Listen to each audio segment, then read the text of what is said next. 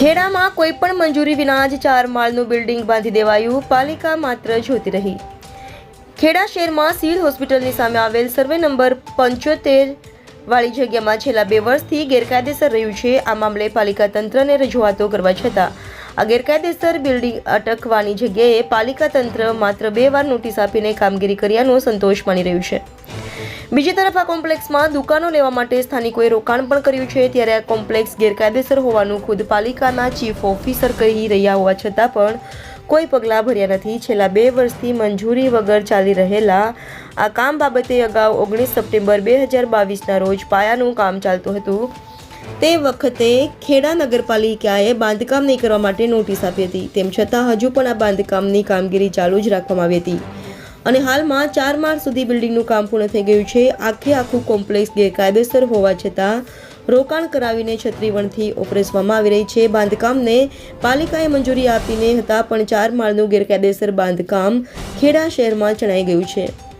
2022થી અત્યાર સુધી બાંધકામને મંજૂરી મળી નથી। 2 વર્ષથી બાંધકામનું કામ સતત ચાલતું હોવા છતાં તેને અટકાવવાની જગ્યાએ પાલિકાએ માત્ર અગાઉ 2 વર્ષ પહેલા 2 નોટિસ આપીને સંતોષ માની મુખ પ્રેક્ષક બનીને બેસી રહી છે। નથી પાલિકા બાંધકામ અટકાવી શકી કે નથી બાંધકામ તોડી શકી।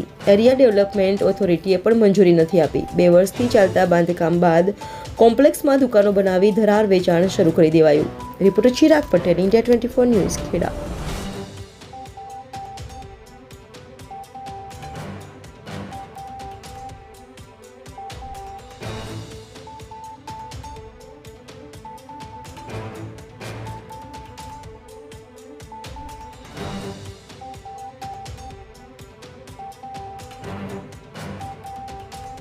આનો પરિચય RN Someshwar, chief officer, Kheda નગરપાલિકા।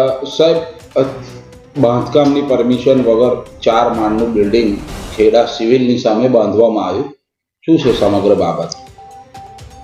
આમ જે સિવિલની સામે બાંધવામાં આવેલું બાંધકામને જે તે સમયે તેમને મંજૂરી માગેલી, પરંતુ નકશામાં થોડુંક જમીનનો સ્થળ ફેર હોવાથી જે તે સમયે મંજૂરી આપેલ નથી। સાહેબ, કેટલી વખત નોટિસ આપવામાં આવી છે? 2 વખત નોટિસો આપવામાં આવેલ છે, પરંતુ હું ને કોર્ટમાં કેસ હોવાથી કોઈ આગળ કાર્યવાહી કરેલ નથી। હાલ શું પરિસ્થિતિ સાહેબ? હાલમાં છે કોર્ટમાંથી કેસ પરત ખેંચી લીધેલો છે, એટલે સરકારશ્રીનું માર્ગદર્શન મેળવી અને આગળની કાર્યવાહી કરવામાં આવશે।